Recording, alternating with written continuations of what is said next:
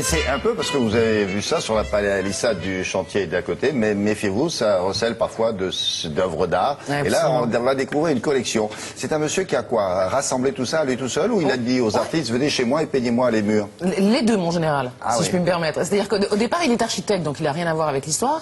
Et justement, il est tombé amoureux des peintures qu'il voyait s'étendre sur les palissades de ses chantiers en pleine ville. Et il s'est dit, mais c'est trop injuste, voilà des œuvres qui sont amenées à disparaître, alors que moi, on me demande de graver mon nom pour l'éternité dans les murs. Et donc, il a décidé de réunir tout ça, et il a créé un atelier complètement unique qui se trouve à Boulogne-Billancourt, où se retrouvent les légendes de New York, du Bronx, ceux qui ont. Mais il y a un peu de tout dans cet art-là. Ah mais complètement, c'est particulièrement riche. Il y a du n'importe quoi, puis il y a des vraies œuvres. Oui, c'est vrai, c'est un art de la rue, un art qui laisse tout le monde s'exprimer, mais ça fait 40 ans que ce mouvement existe, 25 ans qu'il est rentré dans les musées d'art contemporain partout dans le monde. On a été un peu plus long, vous voyez, il y a des choses très très belles comme ça, des traitements de couleurs. Ça c'est Phoenix par exemple, un graffeur français très connu. Dans ce milieu-là. Et c'est vrai qu'en France, on a mis un peu de temps. Pourtant, certaines toiles s'échangent maintenant à 50 000 € en salle des ventes. Pour certains, Taki, par exemple, un des précurseurs mais new-yorkais. ce ne sont pas simplement des signatures comme on voit sous les ponts du RER quand... Ça, c'est le tag. En fait, le graphe, c'est l'expression ultime du tag. Le tag, c'est la signature. Et on peut comprendre pour ces... Voilà, déjà... ça par exemple, ça c'est quoi ça? Ça c'est moi. Non, c'est un tag. Et vous voyez la couronne, ils sont forts. On a des connaisseurs sur le. La couronne, par exemple, c'est. Où la couronne? Quelle couronne? Qui est au-dessus de Anna. Ah oui, vous voyez, il y a une petite couronne qui a été reprise par Basquiat d'ailleurs. Oui. Cette petite couronne, c'est pour dire voilà, moi je suis un des précurseurs dans un style. Je crée une lignée. Suivez-moi derrière moi. C'est la couronne. Non mais ça c'est Gwen qui a fait ça. Ça vaut que dalle. Ou ne lui dites pas ça. Non, ça vaut fortune. Ça vaut rien du tout, mon petit Gwen. Allez, on va regarder votre reportage. Oui, ça Boulogne-Billancourt et c'est un vrai passionné, passionnant, vous allez voir ça.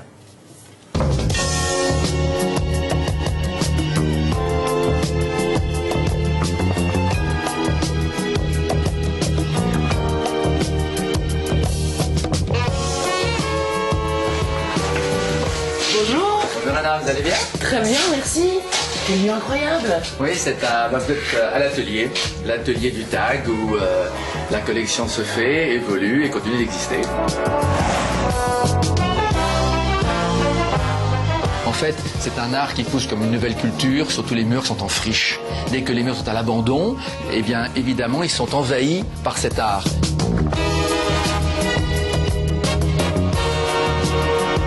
Je présente moins le tag que l'art du tag. Cet art du tag, elle s'appuie sur l'œuvre suprême qu'est le graffiti, qui peut demander des jours, voire des semaines de préparation.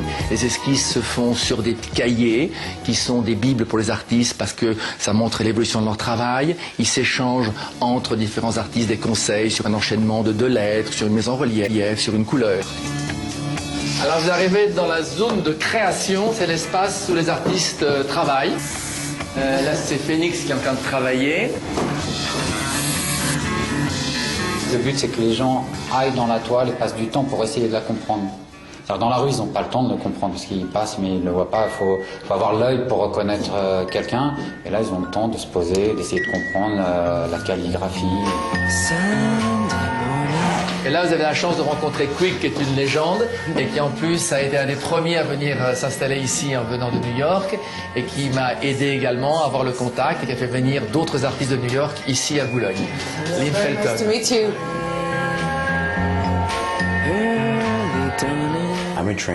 Comme beaucoup d'entre nous, j'ai suivi une formation de peintre sur toile. Le problème quand on graffe un train, c'est que notre travail est effacé. Nous essayons de répandre la joie et les sourires via les couleurs. Regardez ce que font les jeunes, c'est génial.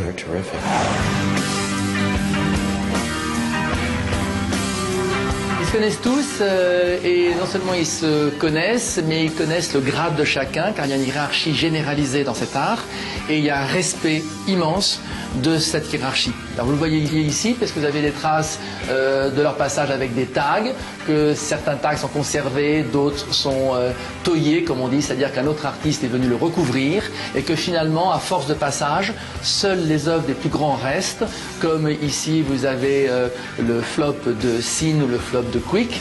Alors le flop, c'est une signature améliorée, c'est un mi-chemin entre le tag et le graphe. C'est un sceau, c'est comme le sceau du chevalier, c'est un sceau, c'est une marque de reconnaissance immédiate, ce sont ses armes.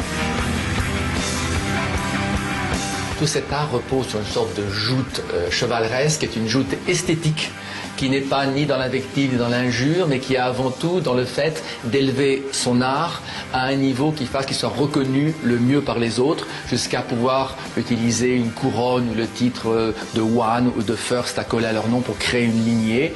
Et encore une fois, nous sommes dans la chevalerie. Bon, ben c'est ça, là, il y a un petit peu tout, il y a le balcon de Manet, et puis il y a ça aussi. Il y a vraiment des œuvres sublimes. Alors Alain Dominique Telizia, qui avait fait rentrer le graphe au Grand Palais, l'amène maintenant dans la rue. Au coin de l'avenue de Wagram et de la rue de Progny dans le 17e, il y a une grande bâche grâce à Alain Dumas, un mécène amateur d'âne, de 2000 mètres carrés. Et là, vous avez des toiles qui vont être peintes en direct les 8 et 9 mai et 19 et 20 juin, et vendues aux enchères au bénéfice de l'association Paris Tout Petit, qui est une association géniale, qui aide les familles qui ont un peu des familles défavorisées dont les enfants sont effectivement en bas âge. Exactement.